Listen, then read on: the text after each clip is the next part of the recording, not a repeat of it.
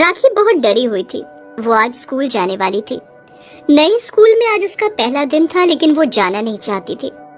माँ, मुझे स्कूल नहीं जाना, मैं घर पर पढ़ाई कर लूंगी, राखी की माँ ने कहा।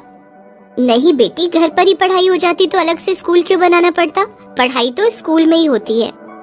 लेकिन माँ, मेरी मूंछ है, ऐसे ही यहाँ मेरी उम्र के बाकी बच्चे मेरा मजाक उड़ाते हैं। पिछले स्कूल में भी सभी मेरा मजाक उड़ाते थे। मजाक उड़ाते हैं तो क्या हो गया बेटी, पढ़ाई करके अच्छा रिजल्ट लाकर उन्हें जवाब दे दो। लेकिन माँ, लेकिन वेकिन कुछ नहीं बेटी, तुम स्कूल जाओगी बस। राखी की माँ कुछ सुनना नहीं चाहती थी, लेकिन स्कूल में सबके सामने तो राखी को ही जाना पड़ता था। राखी बचपन में बाकी बच्चियों की तरह ही थी, लेकिन 7वीं कक्षा के बाद जब लड़कों को धीरे धीरे मूछें आनी शुरू हुई, तब राखी को भी मूछें आने लगी। आईने में पहली बार अपनी मूछ देखकर राखी बहुत डर गई थी। अरे ये क्या, मेरी मूछ कहाँ से आ गई? तब राखी की माँ ने कहा था, चिंता मत कर बेटी, कुछ कुछ लड़कियों को थोड़ी थोड़ी मूछ आती है, इसे शेव कर ले।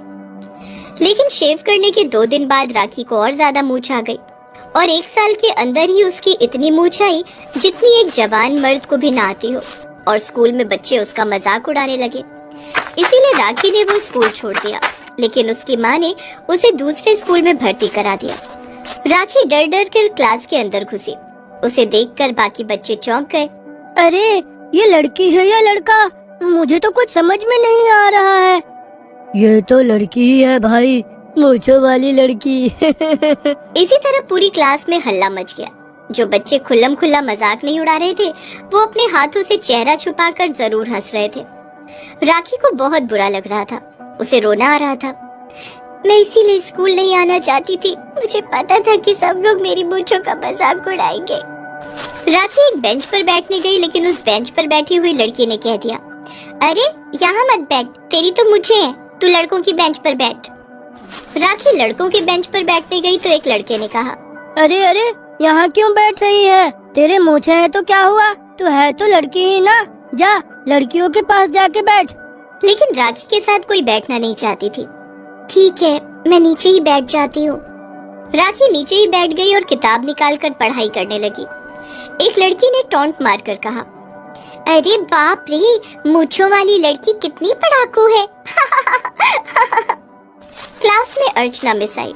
अर्चना मिस ने राखी को नीचे बैठे हुए देखा और कहा, क्या बात है, तुम नीचे क्यों बैठी हो नई लड़की? मिस, मेरे साथ कोई बैठना नहीं चाहती है, इसीलिए। क्यों, तुम्हारे साथ क्यों नहीं बैठना चाहती हैं? मेरे चेहरे पर मूछें हैं ना, इसलिए। पूरी क्लास जोर जोर से हंस पड़ी। सब लोग चुप रहो, लेकिन तुम्हारे चेहरे पर इतनी बड़ी मूछें आई कैसे? पता नहीं मिस, मैं खुद भी बहुत परेशान हूँ। देखो राखी, मूछें लड़कों को सुंदर बनाती हैं, हम लड़कियों के चेहरे पर मूछें नहीं होनी चाहिए। किसी अच्छे से डॉक्टर को दिखाओ। अर्चना मिस ने कह तो दिया, लेकिन ये बात राखी अपनी माँ को कैसे समझाती। स्कूल में पूरा दिन बाकी स्टूडेंट्स ने राखी का मजाक उड़ाया। राखी घर गई। उसकी माँ ने पूछा, बेटी स्कूल का पहला दिन कैसा था? एकदम बेकार, सभी ने मेरा मजाक उड़ाया। माँ, आप मुझे किसी अच्छे डॉक्टर के पास क्यों नहीं लेकर चलती? मैं परेशान हो गई हूँ इन मूंछों से। अच्छे डॉक्टर के पास जाने के लिए अच्छे खासे पैसे चाहिए होते हैं बेटी, और उसके लिए अच्छी नौकरी चाहिए होती है। तेरे पापा के जाने के बाद कमाई रुक गई है। मैं कैसे घर चला रही हूँ वो सिर्फ मुझे ही पता है, इसीलिए तो मैं तुझे उस लायक बनाना चाहती हूँ ताकि तू जो मर्जी कर सके। ठीक है माँ, देखना मैं एक दिन बहुत बड़ी ऑफिसर बनूंगी। मैं अच्छे से पढ़ाई करूंगी माँ, आप चिंता मत कीजिएगा। हाय मेरी अच्छी बच्ची। राखी ने पढ़ाई लिखाई में मन लगाया। मूंछों की वजह से उसका कोई दोस्त नहीं था। जो भी पुराने दोस्त थे उन्होंने राखी से नाता तोड़ दिया था और नए दोस्त बन नहीं रहे थे। इसीलिए पढ़ाई के अलावा राखी के पास कुछ करने के लिए भी नहीं था। इसीलिए वो पढ़ती रही और स्कूल में पहली क्लास टेस्ट में राखी फर्स्ट आई। ये देखकर सभी हैरान रह गए। अरे वाह, जिस लड़की को मूंछों की वजह से इतनी परेशानी झेलनी पड़ती है, वो लड़की क्लास में फर्स्ट आ गई। ये तो बहुत अच्छी बात है, ये लड़की स्कूल का नाम रोशन करेगी। लेकिन बाकी बच्चे अब और ज्यादा मजाक उड़ाने लगे। उन्हें ये बात हजम ही नहीं हो रही थी कि एक नई लड़की, वो भी मूंछों वाली, स्कूल में आकर एकदम से फर्स्ट आ गई थी। अरे राखी, चाहे तू कितनी भी फर्स्ट आ जाए, रहेगी तो तू मूंछों वाली ही ना। अब धीरे धीरे राखी में कॉन्फिडेंस आ रहा था। उसने कह दिया, हाँ तो क्या हो गया? तू तो लड़का है, फिर भी तेरे पास मूंछ नहीं है, इसीलिए जलन हो रही है क्या? ये सुनकर वो लड़का चुप हो गया। राखी ने फाइनल टेस्ट में भी टॉप किया। स्कूल से उसे मेडल दिया गया। इसी तरह सभी के ताने सुनते हुए राखी ने स्कूल के बाकी साल गुजार लिए। वो जवान हो गई और कॉलेज में भर्ती हो गई, और कॉलेज में भी उसके साथ वही होने लगा। एक जवान लड़की के चेहरे पर मूंछ, ये किसी को हजम नहीं हो रहा था। एक दिन तो कॉलेज के प्रिंसिपल ने कह दिया, राखी तुम घर से ही पढ़ाई करो, तुम्हें कॉलेज आने की जरूरत नहीं है। लेकिन क्यों सर? क्योंकि तुम्हारे चेहरे पर मूंछ है और इससे बाकियों का ध्यान भटकता है। अगर एक मूंछ देखकर किसी का ध्यान भटक जाए, इसका मतलब उसका ध्यान पढ़ाई लिखाई में कभी था ही नहीं।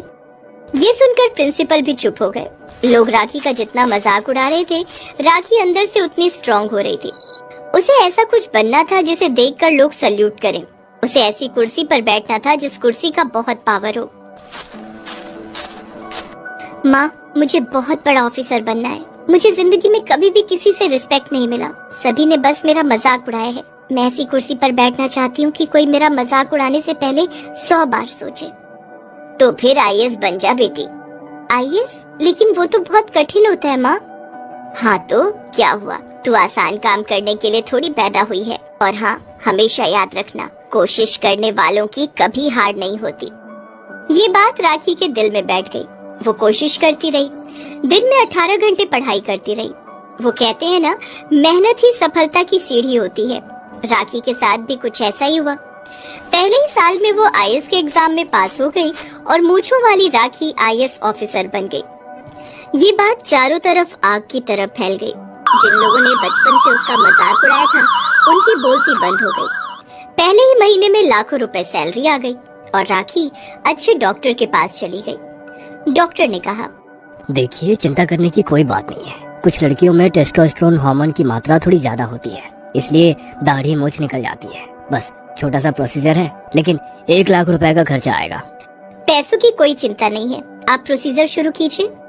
1 महीने के अंदर राखी की मूंछ हट गई और वो खूबसूरत लड़की बन गई। बचपन से मेहनत करने के बाद आज सफलता उसके कदमों पर आ गई और वो अपनी माँ के साथ खुशी खुशी रहने लगी। बहुत दिनों पहले गरीब गांव नाम का एक गांव हुआ करता था। उस गांव में सारे गरीब लोग ही रहा करते थे। गरीबी तो उन लोगों की नस नस में बहती थी। वो सब पुरखों से गरीब थे। गांव के ज्यादातर लोग खेती बाड़ी करते थे और उसी से उन लोगों का घर चलता था। कुछ लोग मजदूरी भी करते थे। आसपास के गांव वाले गरीब गांव के लोगों को बहुत नीच नजर से देखते थे। कभी किसी को कोई काम के लिए गरीब गांव आना भी पड़ता था तो वो झिझकते थे। अरे बबुआ, कहाँ जा रहा है सुबह सुबह? गरीब गांव जा रहा हूँ चाचा। खे सुबह सुबह उस मनहूस जगह पे क्यों जा रहा है? घर के बाहर गंदगी हो गई है चाचा, वहाँ से किसी आदमी को लाके गंदगी साफ करवाना है। अच्छा ठीक है, लेकिन वहाँ किसी को छूना मत। गरीब है सब के सब, पता नहीं कहाँ कहाँ भटकते हैं और क्या खाते हैं। नहीं चाचा, आप चिंता मत कीजिए, मैं हाथ और नाक ढक कर ही जाऊंगा वहाँ। इसी तरह गरीब गांव के लोगों का अपमान किया जाता था। उस गांव के बेचारे गरीब लोग चुपचाप अपमान सहते थे। लेकिन वो कहते हैं ना, सबका टाइम आता है। गरीब गांव में एक नई जनरेशन आ गई। बिट्टू, मधु, रघु, रतन और गुड़िया, ये 5 बच्चे रोजमर्रा की गरीबी से परेशान हो गए। क्या फालतू जगह है ये, ठीक से ना खाने को मिलता है और ना ही कुछ ढंग का पहनने का। हाँ, सही कहा बिट्टू, मैं भी परेशान हो गई हूँ। हमें और गरीब नहीं रहना है। लेकिन गरीबी चीज ही ऐसी है, आसानी से जाती ही नहीं। बिट्टू ने अपने पिता से कहा, बाबा, हम गरीब क्यों हैं? हम अमीर नहीं हो सकते क्या? बेटा, अमीर होने के लिए पढ़ाई लिखाई करनी पड़ती है।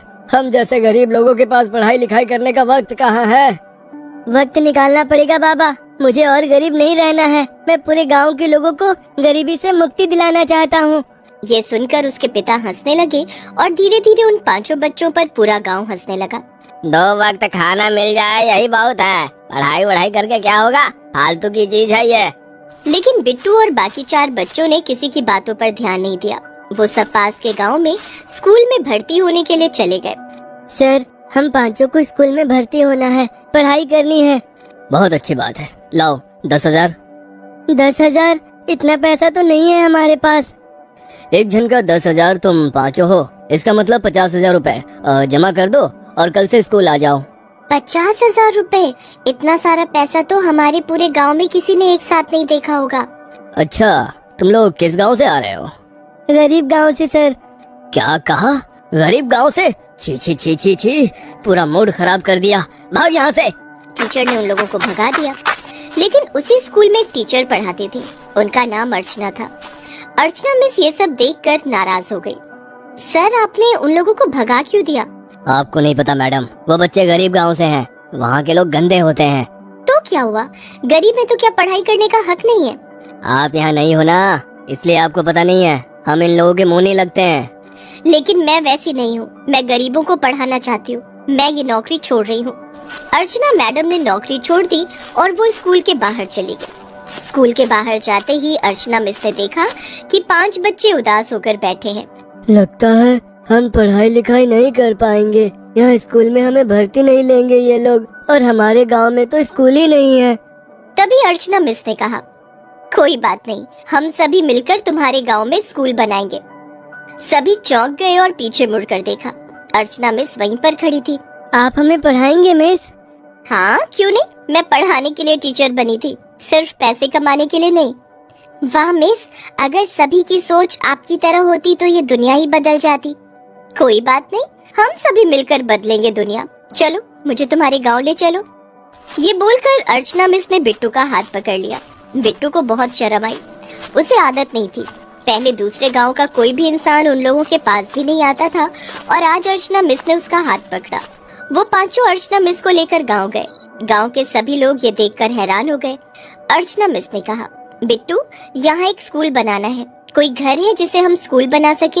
हाँ है ना मिस, गांव के बीचों बीच एक पुराना मिट्टी का घर है, वो घर खाली पड़ा है। ठीक है, मुझे ले चलो वहाँ। बिट्टू और बाकी चारों अर्चना मिस को लेकर उस घर के सामने गए। छोटा सा घर था और बहुत दिनों से खाली पड़ा हुआ था। वो घर जगह जगह से टूट चुका था। मेरे लिए ये काफी है, मैं तुम लोगों को यहीं पढ़ाऊंगी और इसी घर में रहूंगी। ठीक है मिस, तो फिर हम लोग आपके खाने पीने का इंतजाम कर देंगे। अच्छा, तुम लोग खाने में क्या खाते हो? हम तो सिर्फ रोटी और प्याज खाते हैं मिस। सिर्फ रोटी और प्याज? हाँ मिस, हम गरीब हैं, खेती बाड़ी करने के लिए हमारे पास ज्यादा जमीन भी नहीं है, लेकिन खेत में बहुत बड़े बड़े प्याज उगते हैं, हम वही बेचते हैं और वही खाते हैं। ठीक है, मैं रोटी प्याज ही खा लूंगी। तो फिर कल से हम यहाँ पढ़ने आ जाएंगे। कल से क्यों, आज से क्यों नहीं? चलो, मैं तुम लोगों को अभी पढ़ाना चाहती हूँ। उस मिट्टी के घर के अंदर अर्चना मिस 5 बच्चों को पढ़ाने लगी। धीरे धीरे गांव के बाकी बच्चे भी आने लगे। धीरे धीरे स्टूडेंट्स बढ़ने लगे और जगह की कमी हो गई, और इतने में तेज बारिश भी आ गई। बारिश में मिट्टी का घर भीग गया और अंदर पानी आने लगा। अरे, यहाँ तो पानी ही पानी हो गया, अब हम नीचे बैठेंगे कैसे? वही तो, हमारे पास खाने के पैसे नहीं है, हम डेस्क और कुर्सी कैसे बनवाएंगे? सभी का दिल टूट गया। वो सब बड़ी उम्मीद के साथ पढ़ाई करने के लिए आए थे। बिट्टू घर लौट गया, उसका चेहरा उतरा हुआ था। उसके बाबा ने पूछा, क्या बात है बेटा, तू दुखी लग रहा है? हाँ बाबा, स्कूल में पानी घुस गया है, हम नीचे नहीं बैठ पा रहे हैं, लेकिन हमारे पास डेस्क और कुर्सी खरीदने के भी पैसे नहीं है, हम क्या करें? देख बेटा, जब कोई दिक्कत आए और हमारे पास कोई उपाय ना हो तब जुगाड़ लगाना पड़ता है। इसका मतलब हमें भी जुगाड़ लगाना पड़ेगा? हाँ बेटा, खैर लगता है इस बार थोड़ी ज्यादा कमाई होगी, खेत में बहुत बड़े बड़े प्याज उगे हैं, चल मेरे साथ तुझे दिखाता हूँ। बाबा बिट्टू को लेकर खेत में गए। बिट्टू के तो होश उड़ गए। उसने देखा खेत में उसके समान बड़े बड़े प्याज उगे हैं। ये देखते ही बिट्टू के दिमाग में एक आइडिया आया। अरे, हम ये तो कर सकते हैं। क्या बेटा? हम प्याज के डेस्क और कुर्सी बना सकते हैं, प्याज भीग भी जाएगा तो कुछ नहीं होगा। बिट्टू ने ये बात बाकी बच्चों को बताई। बच्चों की पढ़ाई के प्रति शिद्दत और चाह देखकर गांव के लोग भी उनकी मदद करने के लिए आगे आए, और सभी अपने अपने खेत से उन्हें प्याज देने लगे। और बच्चों ने प्याज से डेस्क और कुर्सी बना लिया और उन्हीं पर बैठकर पढ़ाई करने लगे। और कुछ ही दिनों में वो स्कूल प्याज के स्कूल के नाम से फेमस हो गया। मंत्री जी के पास ये खबर पहुंच गई। क्या, प्याज का स्कूल? गरीब गांव के बच्चे प्याज के स्कूल में पढ़ रहे हैं, लेकिन उससे मुझे क्या? अरे सर, जरा सोचो, वहाँ कितने सारे वोटर हैं, उनकी मदद करोगे तो उनका वोट आपको ही मिलेगा। हाँ, ये तूने अकल मंडी की बात की है सुरेश, चल उनकी मदद करते हैं। मंत्री जी अगले दिन गांव में चले आए। ये पहले कभी नहीं हुआ था। सभी बहुत खुश हुए। मंत्री जी प्याज का स्कूल देखकर बहुत प्रभावित हुए और बच्चों का टेस्ट लेने के बारे में सोचा। उन्होंने तुरंत उनका टेस्ट लिया और सारे बच्चे पास हो गए। वाह बच्चों, मैं बहुत खुश हूँ तुम लोगों से। बहुत बढ़िया। आज तक गरीब गांव के लोगों को सभी छोटी नजर से देखते थे, लेकिन आज ऐसा नहीं होगा। मैं फंड दूंगा इस स्कूल को। बच्चे पढ़ेंगे तभी इन्हें नौकरी मिलेगी और ये सब गरीबी से मुक्त होंगे। हाँ, मंत्री जी के आशीर्वाद से प्याज स्कूल कुछ ही दिनों में बहुत बड़ा स्कूल में बदल गया और वहाँ अच्छे टीचर आने लगे। अर्चना मिस उस स्कूल की प्रिंसिपल मैडम बन गई और उस स्कूल से निकलकर सभी बच्चे अच्छे कॉलेज में आए और उसके बाद सभी को अच्छी खासी नौकरी मिली। धीरे धीरे गरीब गांव के सब लोग अमीर हो गए और गांव का नाम गरीब गांव से अमीर गांव हो गया और सभी खुशी खुशी रहने लगे।